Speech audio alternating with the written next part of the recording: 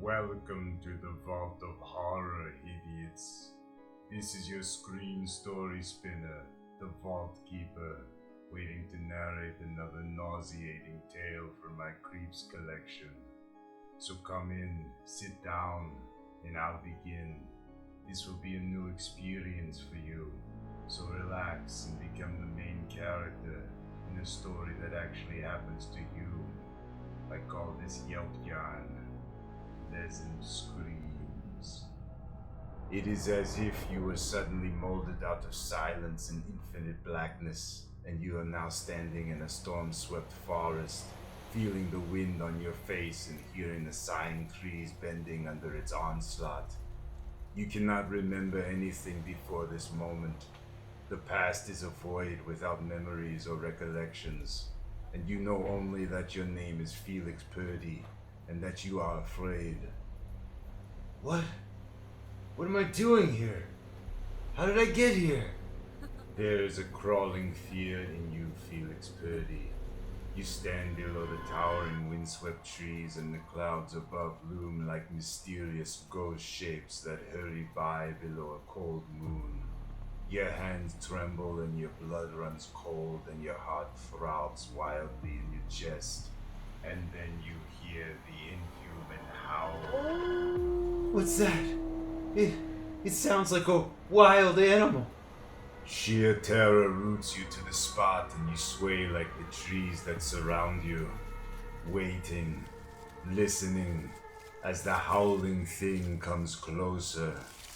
And then it bursts from the black overgrowth, and the ghost clouds part so that the cold moon illuminates it. Good Lord, it's a werewolf! And now you're running, Felix, and screaming, and the inhuman wolf thing is loping after you, fangs bared and spittle drooling from its flame-red mouth. Help me! Someone! Oh Lord, please help me! You run till your heart is a hammer slamming inside your chest. Now you can feel the hot, foul breath of the werewolf close behind you. I can't run any more. Suddenly, your legs are rubber, collapsing beneath you, and you sprawl on the ground.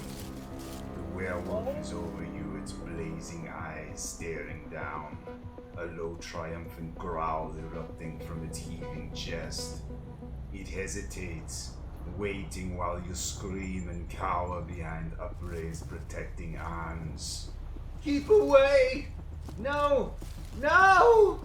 And then it springs upon you, and its razor-sharp claws are tearing at your flesh, and its knife-like fangs are sinking into your body and pulling and ripping and slashing.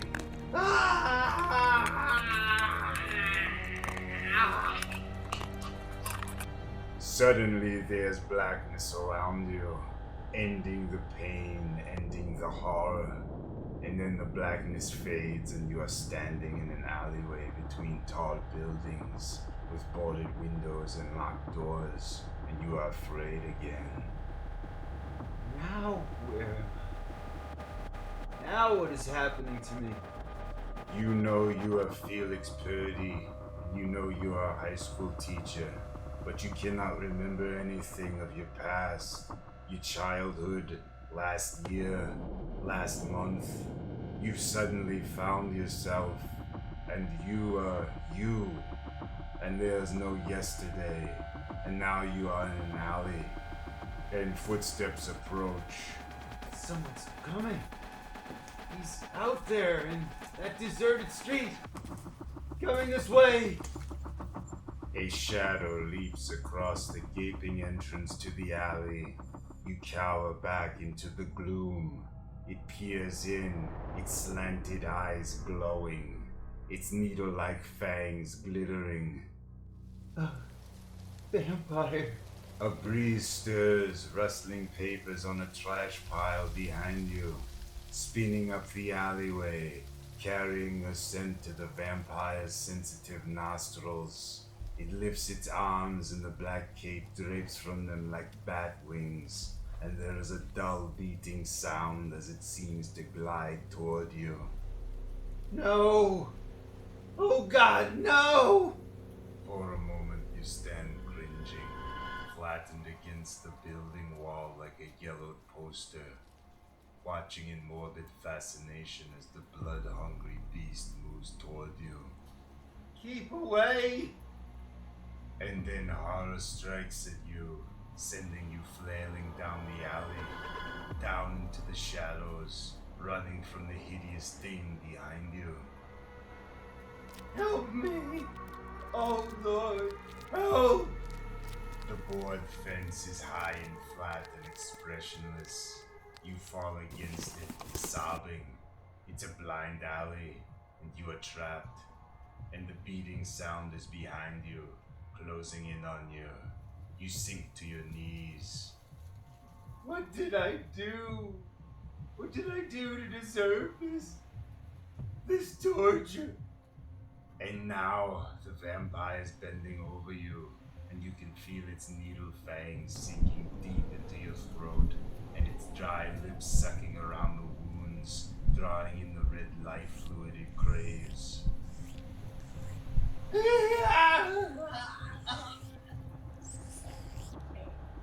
Now everything is fading, and there's darkness again, and you are standing in a graveyard and your eyes are filled with tears.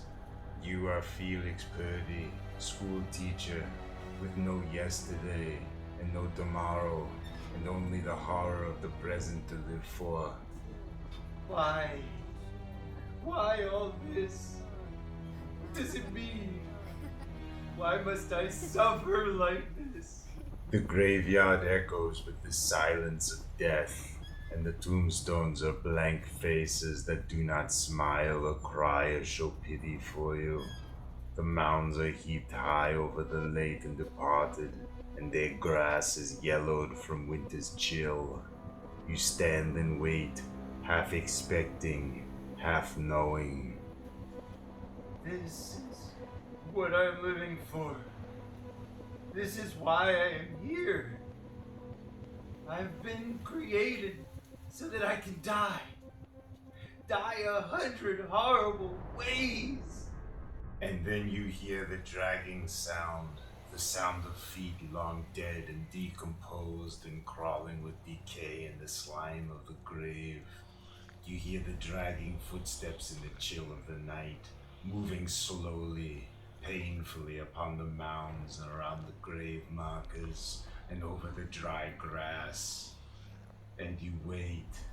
Why should I run? What good will it do? I'll get to the cemetery gate and it'll be locked and...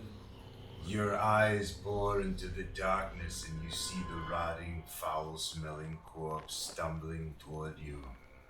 You grit your teeth, fighting off the revulsion that sweeps over you. Hurry. Come quickly. Do what you must do. I'm ready. And now the thing is upon you, and its odor sears your nostrils and your stomach heaves and you hold your breath so as not to suck the fetid stench into your lungs.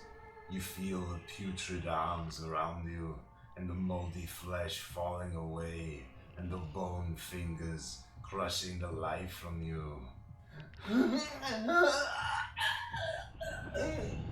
But your life does not fade.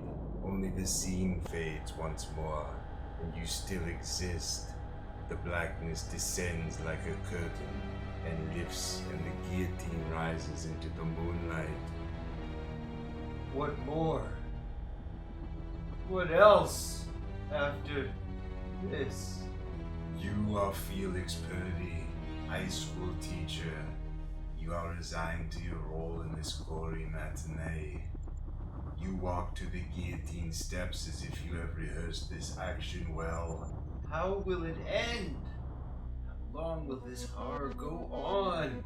You look up at the gleaming blade hanging between the tracks that climb toward the starless sky. You kneel, resigned.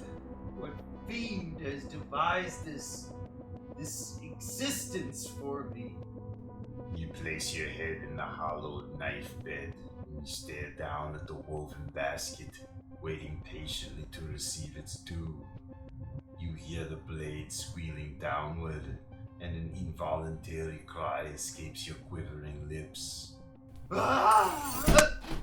And now you are behind the black curtain again, waiting for the next torturous scene to be unveiled. You float in a sea of darkness, crying, waiting, spinning. Can't I remember anything before this? It's as if I never existed before this. And yet, you seem to recall a room long ago, far away. A room with white leering faces, little monsters, and a little evil thing that sat and stared at you. But it is only a faint recollection, as though it never really existed. And now the curtain is lifting and the sea of darkness is receding, and you are standing in an open field with fog clinging to the hollow places, and there's a giggling faces, white leering faces surround you. What do you want? Who are you? And then you see the yawning pit behind them, and you see the shovels in their hands, and they close in on you, giggling. What are you going to do to me? No! No! Little clawing hands seize you, push you, and you stiffen. But there are many hands, and you skid toward the gaping hole. So long, so narrow, so deep. You're going to bury me alive. Oh Lord, no! I can't stand any more of this. Now your feet are at the pit edge, sliding. The dirt chatters as it drops in, and the many hands push, and you are falling. Don't!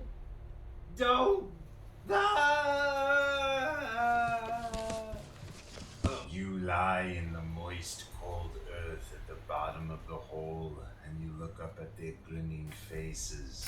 Then you hear the crunching sound as a spade digs into the mounded soil beside the excavation.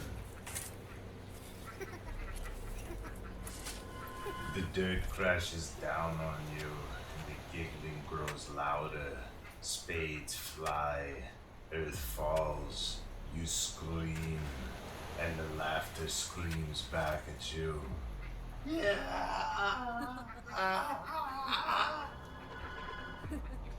You are Felix Purdy, high school teacher, floating in darkness, listening to laughter, enthusiastic, effervescent laughter, young laughter, the laughter of High school kids. Boys and girls.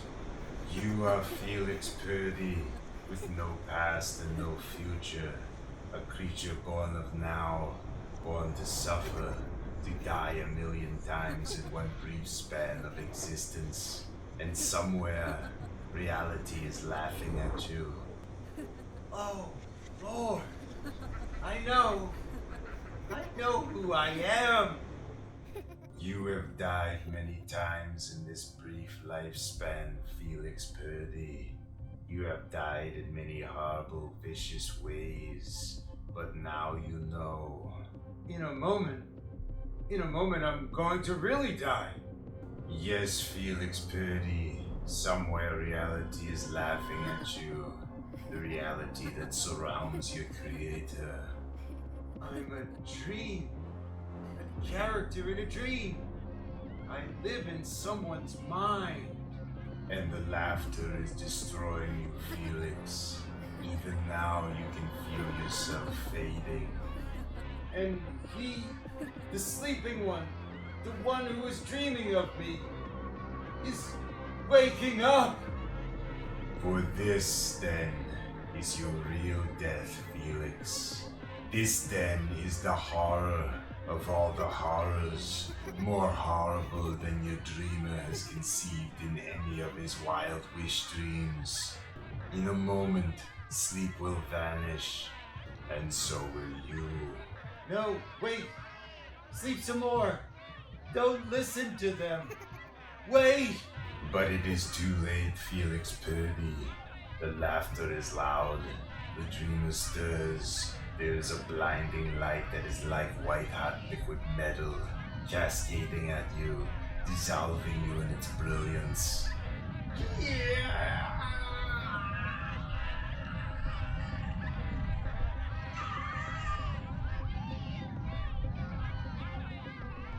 Now you are gone, Felix Purdy. You exist no longer.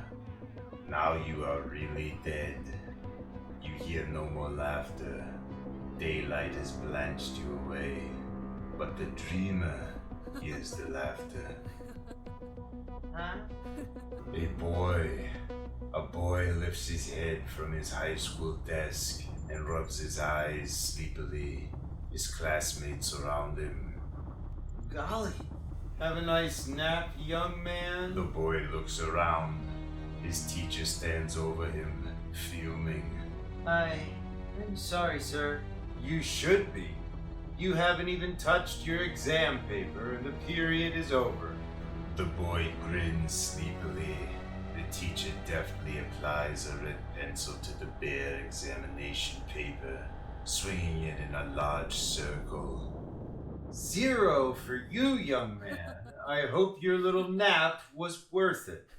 Yes, Mr. Purdy.